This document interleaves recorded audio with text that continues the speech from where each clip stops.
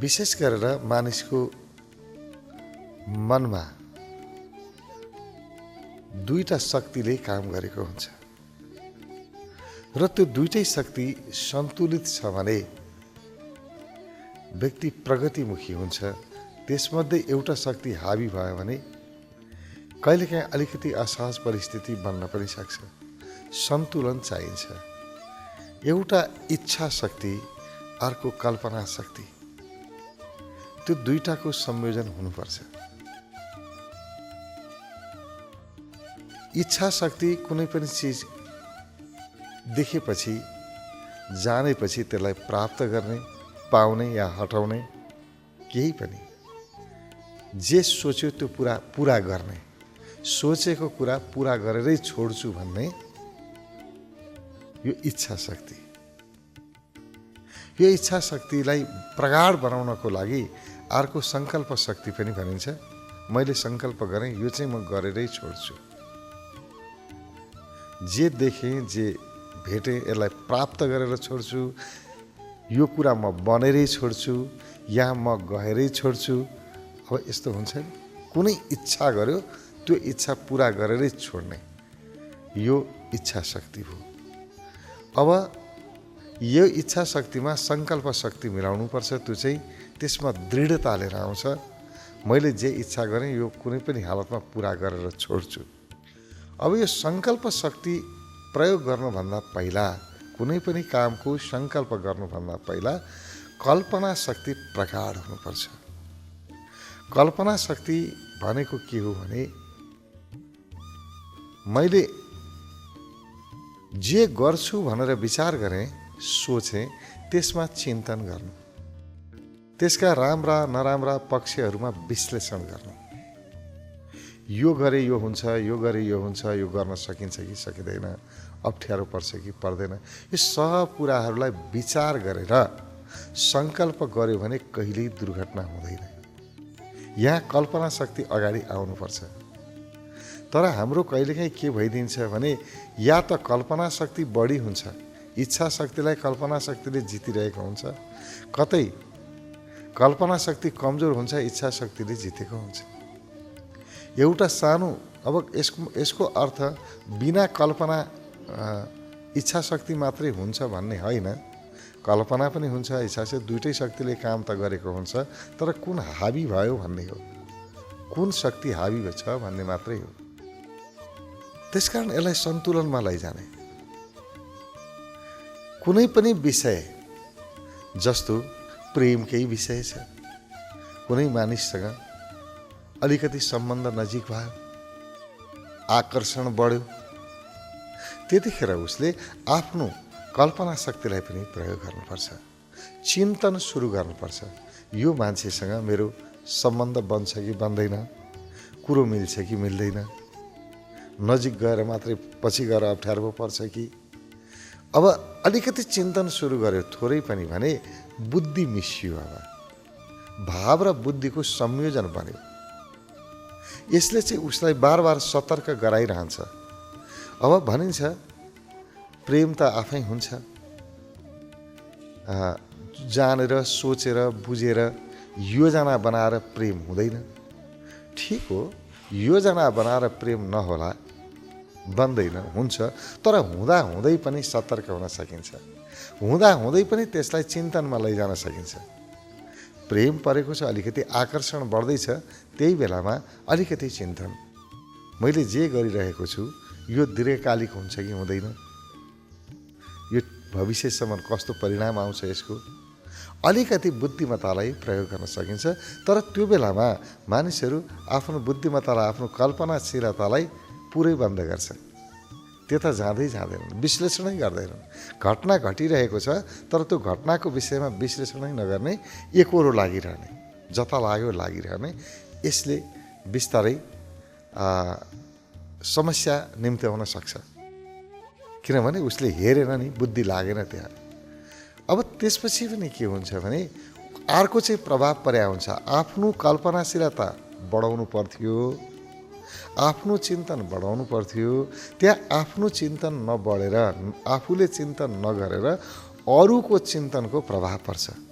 अरूले गरेको चिन्तन भनेको के हो भने यस्तै नाटकहरू, सिनेमाहरू भए, कथाहरू भए, त्यसको प्रभाव चाहिँ उसले पार्छ। आफू सोच्दैन यो घटनाले के असर गर्ला, मेरो जीवनमा कहाँनिर कस्तो बनाउला, त्यतातिर आफू चिन्तन नगरेर सिनेमाको प्रभाव पर्छ, अरूका घटनाहरू सुन्छ, त्यसको प्रभाव पर्छ, त्यो प्रभावमा चाहिँ बाँचेको हुन्छ।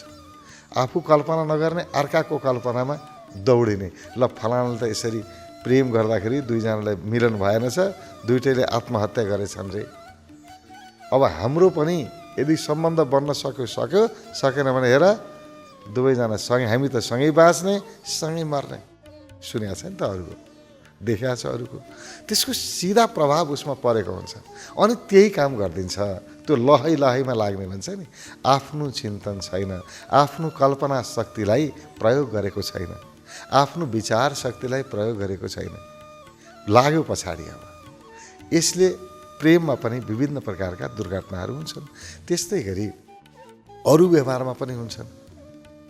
उसको भाव शक्ति प्रगाढ हुन्छ, किनभने सानो उमेरमा त्यो बेलामा यो विचार शक्तिभन्दा भाव शक्ति बढी प्रबल हुन्छ, किनभने धेरै विचार गर्ने स्थिति बन्या हुँदैन। त्यो बेलामा धेरै लामो चिन्ता गरेर पनि बस्दैन, उसको भाव शक्ति प्रगाढ भइरहेको हुन्छ एउटा निश्चित उमेरसम्म। विशेष गरेर 25 वर्षको उमेरसम्म पनि व्यक्तिको भाव शक्ति बढी प्रगाढ भइरहेको हुन्छ। अनि त्यो बेलामा केही गर्न मन लाग्छ कि म पनि यस्तो गरेर देखाउँछु, यो गर्छु, आफूलाई बरु पुरै सिद्ध्याउँछु, आफूलाई रित्याउँछु, अरूको लागि गर्छु। जस्तो छ नि कविता, आफू मिटाई अरूलाई दिनु छ। अब आफैलाई मेटाएर अरूलाई दिनु चाहिँ जीवन हो, यो चाहिँ धर्म हो। अब इत्यादि इत्यादि यस्ता कुराहरूले पनि प्रभाव पार्छ व्यक्तिलाई।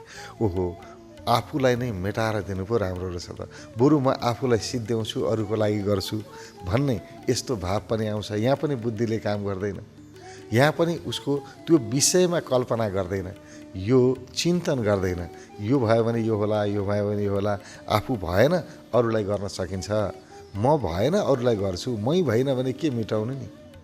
पहिला त मेटाउनको लागि मेटाउने चिज पनि हुनु पर्यो नि।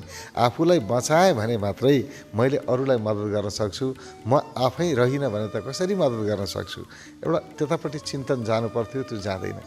सतही हुन्छ व्यक्ति, बाहिरी कुराले अत्यन्तै प्रभाव पारे हुन्छ, अरूको प्रभावमा बढी पर्छ, आफ्नो बुद्धिमत्ता कम, बाहिरबाट आउने प्रभाव धेरै।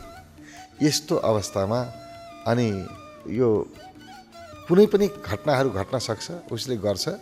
अब कहीँ आत्महत्याका छन्, कहीँ दुनियाँ अरू प्रकारका घटनाहरू छन्। कति मान्छेहरू यही उमेरमा विदेश भाग्ने, घर छोडेर जाने धेरै घटनाहरू छन्। अलिअलि घरमा पैसा सैसा लियो अनि हिँडिदियो, कहाँ गयो थाहा छैन, भाग्यो विदेशतिर, कहाँ गयो। अब यही समूहका मान्छे मात्रै यसरी भाग्छन्। अब 25-30 वर्षभन्दा पछाडिका मान्छेहरू, उनीहरूको त्यो कल्पनाशीलता अथवा विश्लेषण गर्ने क्षमता वृद्धि भइसकेका हुन्छ। संसार भने यो रहेछ, यस्तो रहेछ, कुरा बुझिसकेका हुन्छन्, अलिअलि धोका पनि पाइसकेका हुन्छन्।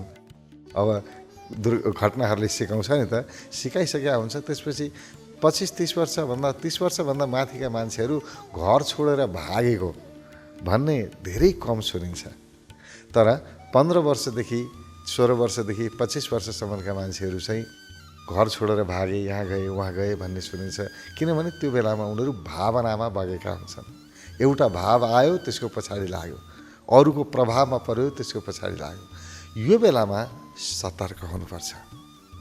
यो बेलामा विद्यार्थीहरूलाई अथवा त्यो उमेर समूहका बच्चाहरूलाई जुन प्रकारको शिक्षा दिइन्छ, त्यो शिक्षामा यस्ता घटनाहरू पनि राख्नुपर्छ। हेर, त्यसमा विषय राख्नुपर्छ नि, यो प्रेम भनेको यो हो, यसले यस्तो हुन्छ, जीवन यस्तो हुन्छ, सम्बन्ध भनेको यो हो, परिवार भनेको यो हो। यसरी आफै एक्लै केही पनि गर्न सकिन्न, परिवार छोडेर गर्न सकिन्न, बाहिर गएर मात्रै एक्लै भागेर पनि केही हुनेवाला छैन। अथवा यस्ता विषयहरू, यस्ता घटनाहरू जुन घट्छन् यो उमेर समूहमा, त्यसलाई ध्यानमा राखेर एउटा विषय एउटा करिकुलममै राख्नुपर्छ, एउटा चाहिँ शिक्षाको विषय नै बन्नुपर्छ एउटा, कि यो कुरा गर्नुहुन्छ, यो कुरा गर्नु हुँदैन, उनीहरूको मनस्थिति अनुसारको शिक्षा होस् कि। अब हाम्रो त अब शिक्षा अलिक फरक प्रकारको छ। शिक्षालाई कसरी बनाइयो भने मान्छेको व्यवहारलाई देखिएन कि कुन उमेर समूहमा कस्तो विचार हुन्छ, कस्तो भावना हुन्छ उसको, त्यसलाई ध्यानमा राखेर पढाउने विषयहरू बनाइदिएको भए एकदमै राम्रो हुन्थ्यो, दुर्घटना कम हुन्थ्यो। अब हाम्रो त सबैको लागि उस्तै छ, कुन उमेर समूहमा कस्तो मनस्थिति बन्छ त्यतापट्टि हामीले ध्यानै दिएनौँ, मनको विश्लेषण गरेनौँ, मनको विकास कसरी हुन्छ त्यता ध्यान दिएनौँ। त्यही भएर चाहिँ यो दुर्घटनाहरू भएका छन्। अब व्यक्ति एउटा उमेर समूहमा गइसकेपछि उसभित्र इच्छा तीव्र रूपमा विकास हुन्छ, इच्छाको विकास हुन्छ। जे देख्छ यो पनि मलाई चाहियो, त्यो देख्यो त्यो पनि मलाई चाहियो, अनि अरू प्रगति गरेर देखेर म पनि त्यस्तै गरेर देखाउँछु। तीव्र रूपमा इच्छा उसमा विकास भइरहेको हुन्छ र त्यही इच्छाले उसलाई देश विदेश कहाँ कहाँ पुर्याउँछ। घर छोडेर जान्छ, बाहिर जान्छ, अब कति दुःख पाउँछ, हन्डर पाउँछ। अब त्यसमा उसले के गर्छ भने त्यो इच्छा चाहिँ तीव्र हुन्छ, केही गरेर देखाउने, केही ठुलो बन्ने, पैसा कमाउने, यो गर्ने, धेरै तीव्र रूपमा उसको विकास भइरहेको हुन्छ इच्छा चाहिँ। तर इच्छाको साथसाथमा जुन चिन्तन हुनुपर्थ्यो, विश्लेषण हुनुपर्थ्यो परिस्थितिलाई, त्यो चाहिँ कम हुँदै जान्छ। त्यो इच्छाले जित्छ त्यसलाई। त्यसपछि हाम फालिहाल्छ, हेर्दैन, दायाँ बायाँ हेर्दैन, बत्तीको पुतली जस्तो झ्याम्मै हाम फाल्छ अनि दुर्घटनामा पर्छ। त्यो बेलामा विचार के गर्नुपर्छ भने जे म सोचिरहेको छु, जुन इच्छा पूर्ति गर्दैछु, जे म बन्न चाहन्छु, जे हुन चाहन्छु, त्यसका दायाँ बायाँका पाटाहरू कस्ता कस्ता छन्, बाटोहरू कस्तो छ, त्यहाँ अप्ठ्यारो पर्यो भने के गर्ने, यो भयो भने के गर्ने, ऊ भयो भने के गर्ने, एउटा चिन्तन गर्ने, विश्लेषण गर्ने र योजना बनाउने। योजना बनाएर मात्रै व्यक्तिले काम गर्न सुरु गर्यो भने दुर्घटना हुँदैन। किनभने योजना बनाउनलाई समय लाग्छ। यसपछि यो गर्छु, यसपछि यो गर्छु, यहाँ जान्छु, यो परिस्थिति पर्यो भने यसलाई यसरी म सामना गर्छु, सबै कुरा दायाँ बायाँ जति छ सबै हेरेर उसले योजना बनाउन थाल्यो भने चाहिँ समय लाग्छ। त्यसमा भाव हुँदैन, त्यसमा बुद्धिमत्ता हुन्छ। भाव शक्ति भन्दा पनि बुद्धि शक्ति बढी हुन्छ। त्यसले गर्दाखेरि सम्भव भएसम्म उसले सबै कुरा सम्भावित दुर्घटनालाई टालेको हुन्छ। त्यसकारण योजना बनाएर काम गर्ने व्यक्ति कहिल्यै पनि यो आत्महत्या गर्ने या तनावमा जाने, चिन्तामा जाने त्यस्तो हुँदैन। तनाव चिन्ता एकदमै कम हुन्छ, दुर्घटनाहरू कम हुन्छन्। अनि कति व्यक्तिहरू चाहिँ योजना थाहै छैन, जे सोच्यो एकपटक भावनामा आयो, भाव बग्यो, तुरुन्तै हाम फालिहाल्यो, बत्तीको पुतली जस्तो हिँडिहाल्यो, दौडिहाल्यो। अब यस्ता मान्छेहरू चाहिँ यो दुर्घटनामा पर्ने धेरै ठुलो सम्भावना रहन्छ। त्यसैले यो सबैलाई ध्यानमा राखेर हामीले जे पनि शिक्षा दिन्छौँ, स्कुल कलेजहरूले पढाउँछन्, त्यसमा काम के गर्ने मात्रै होइन कि कसरी काम गर्ने सिकाउनुपर्छ। हेर, जे पनि तिमी गर, जुन सुकै काम गर बाबु, योजना बनाएर मात्रै गर है। बिना योजना तिमीले केही पनि काम गर्न पाउँदैनौ। पहिला सुरु तिम्रो इच्छा के हो, के गर्न तिमी चाहन्छौ त्यो हेर। बिहानदेखि बेलुकासम्मका सामान्य काममा पनि तिमी हेर, तिमी के गर्न चाहिरहेका छौ। एउटा तिम्रो इच्छा हेर। दोस्रो, त्यो इच्छा पूर्ति गर्नको लागि तिमी योजना बनाऊ। योजना बनाउने भन्ने बित्तिकै कल्पनाशीलता आइहाल्यो कि कल्पनाशीलता छैन उसको भने, कल्पना शक्ति छैन भने योजना बनाउन सक्दैन। योजना बनाउनको लागि त कल्पना गर्नै पर्यो, यस्तो भए यस्तो गर्छु, यस्तो भए यस्तो गर्छु, यस्तो भए यस्तो गर्छु। अब उसले इच्छा शक्तिको साथसाथमा कल्पना शक्तिलाई पनि उठायो, योजना बनाउन थाल्यो। योजना बनाइसकेपछि अब यहाँ सङ्कल्प शक्तिलाई प्रयोग गर्नुपर्छ। जब इच्छा पनि भयो, योजना पनि बनायो, त्यसपछिबाट बाबु अब यो जसरी पनि म पुरा गर्छु, सङ्कल्पको विज्ञान छ, सङ्कल्प गराउने तरिका छ, सङ्कल्प गराउनुपर्छ। उसले सङ्कल्प गर्नुपर्छ, यो काम म जसरी पनि पुरा गरेर छोड्छु। त्यसपछि ऊ त्यो काम अवश्य पुरा हुन्छ। उसको सोच, उसको इच्छा पुरा हुन्छ र आफ्नो सोचमा हिँड्यो व्यक्ति, आफ्नो योजनामा हिँड्यो र आफ्नो योजनामा पुरा भयो भने कुन व्यक्ति तनावमा जाला र मानसिक समस्यामा जाँदैन। अनि उसमा एकदमै परिपक्वता बढ्दै जान्छ, बुद्धिमत्ता बढ्दै जान्छ, चिन्तनको क्षमता बढ्दै जान्छ। सानै उमेरदेखि नै उसमा त्यो कल्पनाशीलता, चिन्तन गर्ने क्षमता बढ्ने भएको कारणले त्यो व्यक्ति मानसिक समस्यामा जाँदैन, कुनै प्रकारको दुर्घटना हुँदैन। चाहे प्रेम गर्नु परोस् या अरू केही गर्नु परोस्, ऊ बिना योजना गर्दै गर्दैन। र योजना बनाउँदाखेरि समय लाग्छ।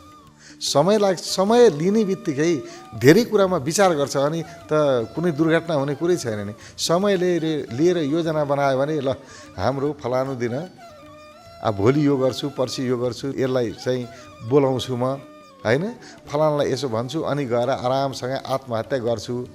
आत्महत्याको डेट चाहिँ नि मेरो 15 दिनपछि मात्रै छ भनेर योजना बनाउँछ कि क्या? आत्महत्याको योजना त बनाउँदैन। आत्महत्या त अचानक हुन्छ, बाहिरी प्रभाव पर्यो, कुनै घटना घट्यो, अनि उसलाई पहिलेदेखि नै यस्तो परिस्थितिमा मान्छेले आत्महत्या पनि गरेका छन् भन्ने पहिला सिकेका हुन्छ, कथाहरू जाने हुन्छ, अनि त्यो घटना घट्न पाएछ नै एकैपटक झ्याप्पै जान्छ र दुर्घटना हुन्छ। त्यसकारण दुर्घटनाबाट बचाउनको लागि व्यक्तिभित्र रहेको मनको दुईटा शक्ति, इच्छा शक्ति र कल्पना शक्तिलाई सन्तुलनमा राख्ने कला सिकाउनुपर्छ। पढाइमा यो मनको व्यवस्थापनको कला शिक्षामा राख्नै पर्छ। आफ्नो मनलाई व्यवस्थित कसरी गर्ने यो व्यवस्थापनको कलामा चाहिँ शिक्षामा राखिदियो भने र उनीहरूलाई यसको अभ्यास गरायो भने कुनै प्रकारको दुर्घटना हुँदैन र कोही स्ट्रेसमा, तनावमा जाँदैन। अब मनको व्यवस्थापनका धेरै कलाहरू छन्। अब यी धेरै कला नजाने पनि दुईटा मात्रै काम सिकौँ। एउटा इच्छा शक्तिलाई प्रगाढ बनाउने, मैले जे भने, तर इच्छा शक्ति प्रगाढ बनाउनुभन्दा पहिला कल्पना शक्तिलाई साथमा लिने। अब इच्छा त कति आउँछन्। अब सानो उमेरमा फेरि जे देख्यो त्यही पाए हुन्थ्यो, यो भए यही गर्न पाए हुन्थ्यो, जहाँ कुरा गर्यो मान्छेले त्यहीँ घुम्न जान पाए हुन्थ्यो। अब इच्छा त यत्तिकै आउँछन्, तर ती अनगिन्ती आएका इच्छालाई व्यवस्थित कसले गर्छ? योजनाले गर्छ। इच्छा आउने बित्तिकै बिना योजना म काम गर्दिनँ भनेपछि योजना बनाउन समय लाग्छ। इच्छा जन्मिन समय लाग्दैन। हतपति इच्छा त देख्यो कि इन्द्रियहरूले जे देख्यो त्यहाँबाट इच्छा आइहाल्छ। तर योजना बनाउन चाहिँ समय लाग्छ। अनि योजना बनाउँदा उसले के गर्छ? सबै इच्छामा योजना बनाउँदैन। त्यसमध्येको मूल इच्छा कुन हो, पुरा गर्न सकिने इच्छा कुन हो, त्यसमा उसले योजना बनाउँछ।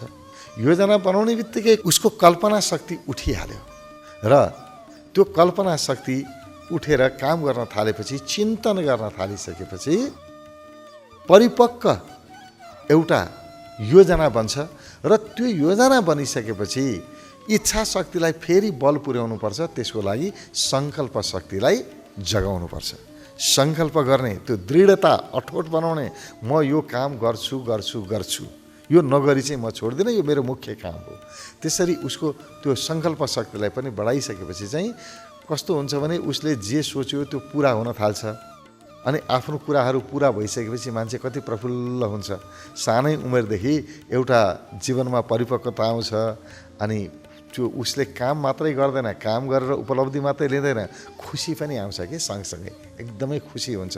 आफ्नो योजना पुरा हुँदा को खुसी हुँदैन र अर्को योजना पुरा भएर त खुसी हुन्छ, अर्को खुसी योजना बनाउँदै आउँछ कि। अब कुनै इच्छा लागेको थियो, त्यो काम मेरो पुरा गर्नु छ, मैले योजना बनाएँ, त्यो इच्छा पुरा गर्ने योजना बनाएँ। अब काम त भोलि हुन्छ, भोलि पर्सि हुँदै जाला। योजना आज बनाएको हो। आज योजना बनाउने बित्तिकै कस्तो लाग्छ भने पुरा काम पुरा भइसक्यो जस्तो लाग्छ कि कस्तो खुसी हुन्छ। वा मेरो त यस्तो योजनामा अब त काम पुरा भइहाल्छ नि, योजना यति राम्रो भइसक्यो, नहुने कुरै छैन। उसमा तुरुन्तै त्यो काम हुनुभन्दा पहिला नै खुसी आउन थाल्छ। त्यसैले जीवनमा खुसियाली लिएर आउनको लागि यी दुईटा कुरालाई कहिल्यै नबिर्स्यौँ। आफूभित्रको इच्छा शक्ति र आफूभित्रको कल्पना शक्ति दुईटालाई साथमा उठाउने, संयोजन गर्ने। पहिला इच्छा शक्ति अनि कल्पना शक्ति यानि कि योजना, त्यसपछिबाट अनि दृढता, सङ्कल्प। यसरी साथ गइयो भनेदेखि अहिले जुन देखिएको छ बाहिर विकृति, यो युवाहरूमा विशेष गरेर जुन मनको समस्या देखिएको छ, त्यसबाट हामी छुटकारा पाउन सक्छौँ।